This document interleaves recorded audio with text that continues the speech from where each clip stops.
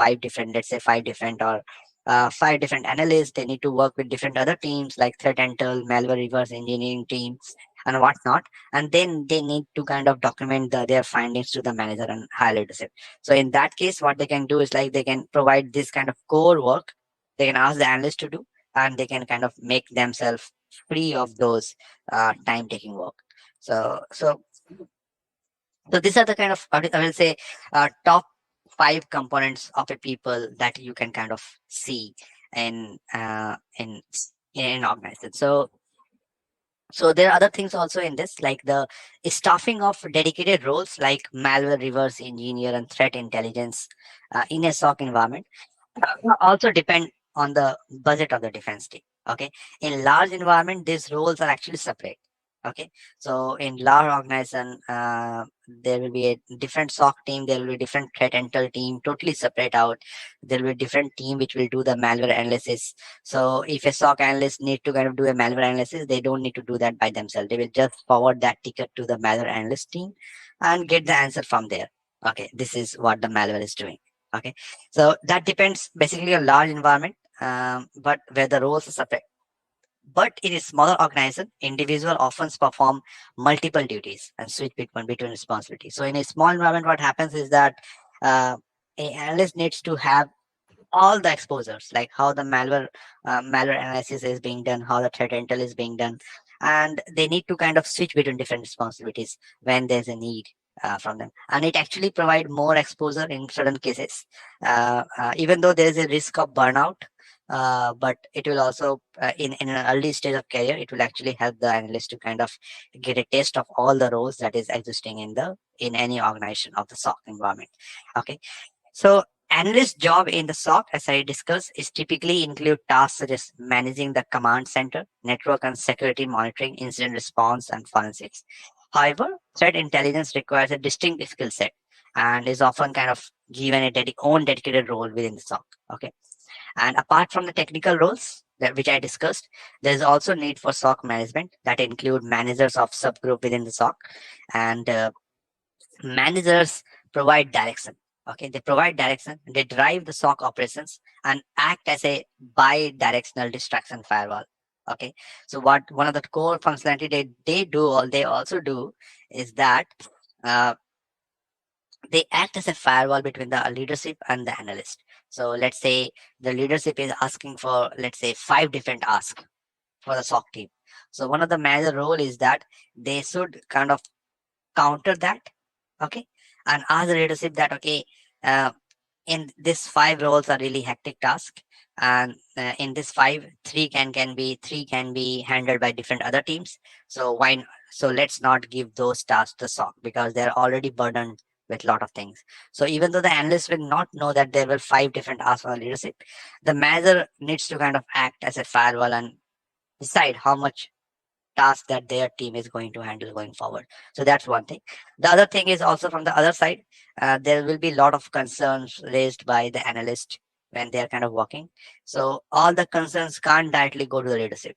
Okay, so otherwise the leadership again will be bogged down. So the manager needs to handle those concerns at his own level, and if there's any concern which needs further inputs, then only, let's say there are 10 concerns raised, so one or two concern goes to leadership.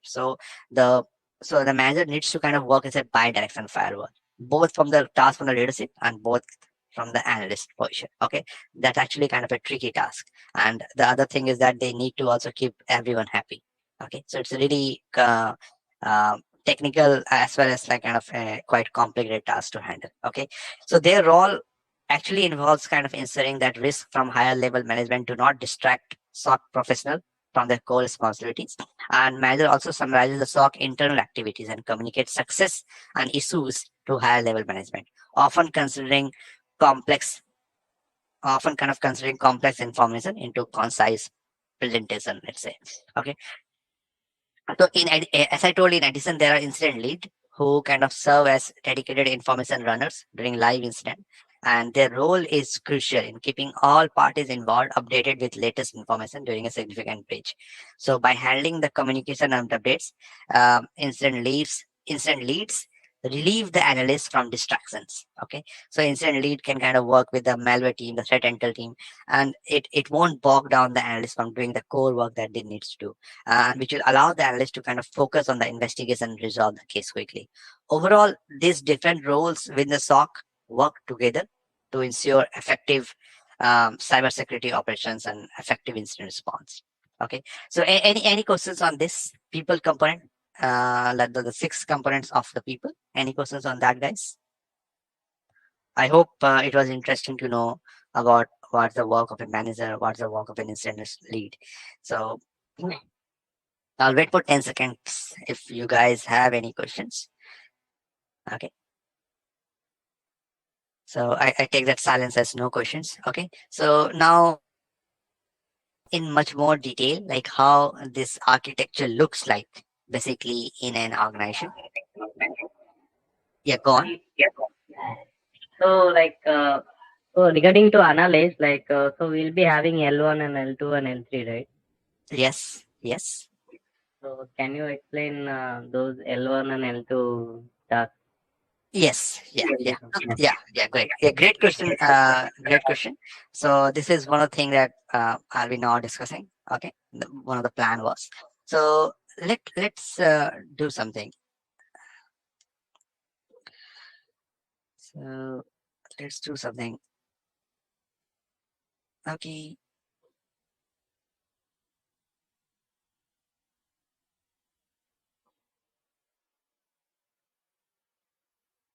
Uh-huh.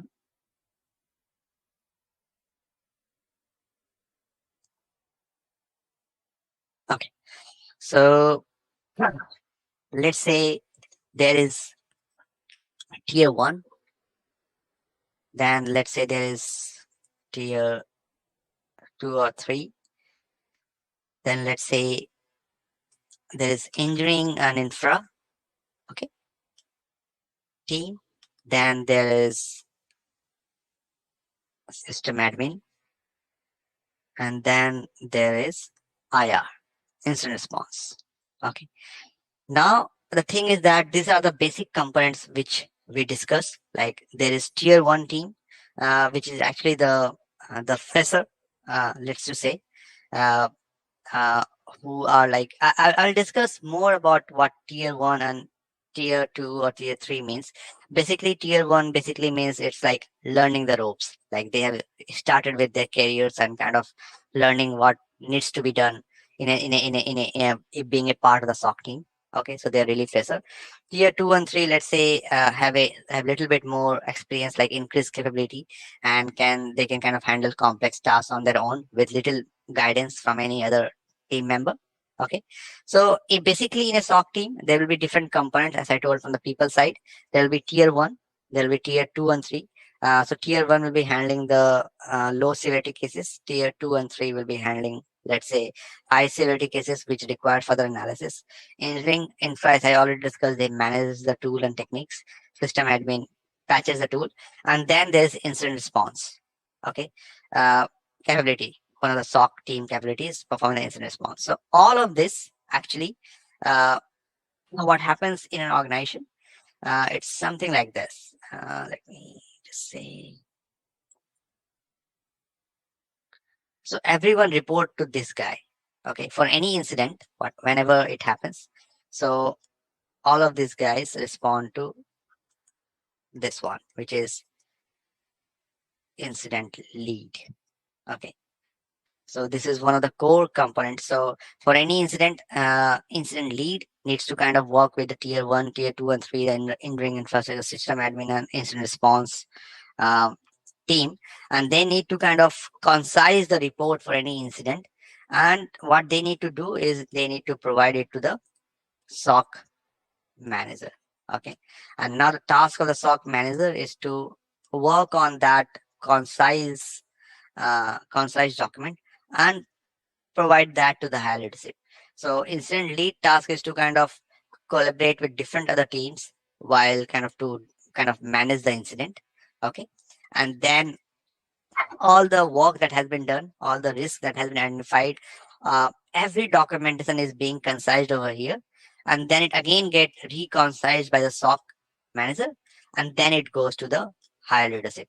So this is how normally the setup is